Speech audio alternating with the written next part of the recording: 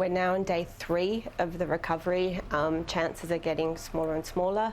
But look, everybody on the ground, they talk about the relief efforts and volunteers.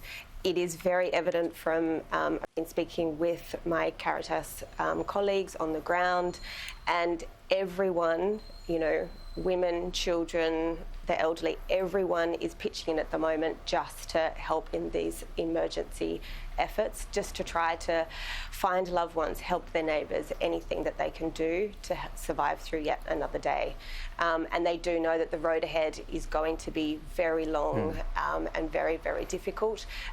Roads are down, electricity is down, heating supplies. It's very, very complicated at the moment, but everyone, as you were saying, where agencies here in Australia are coming together to try to coordinate efforts on the ground.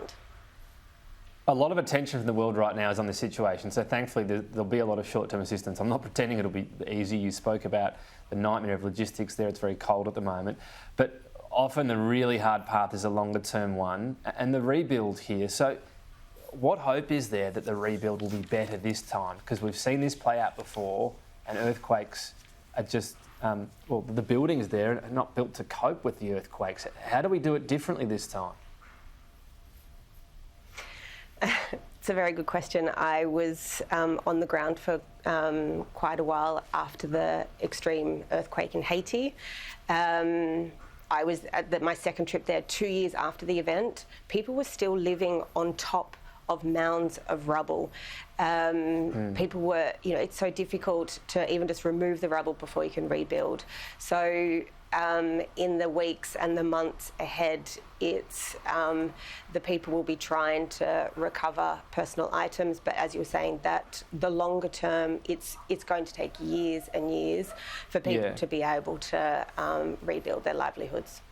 So on that, Sally, is that I sit here in comfortable Australia and say, rebuild better, get some buildings that are better purposed for it, but if people are still without a home a couple of years in, the quicker the better for them, and that becomes what they settle for, because it's either that or wait for years. Is that the crux of the problem?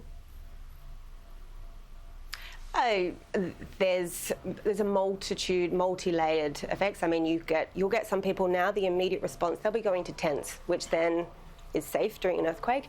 But yeah, it's extremely difficult to get educating the people on how to build correctly. You then got, as you were saying before, logistical challenges. How can you then try to get the correct resources and information through to the people to help them to understand how to build better?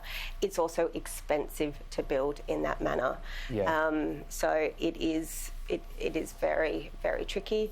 But this is also why, it's a lot about information, providing services, looking at how we can come up with ideas and ways how to assist the people for better livelihoods.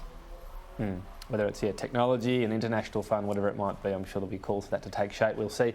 Thank you very much for your time. And of course, as well, if you'd like to help out the recovery efforts in Syria and Turkey, you can head to the website emergencyaction.org.au, emergencyaction.org.au. Few more needed causes right now.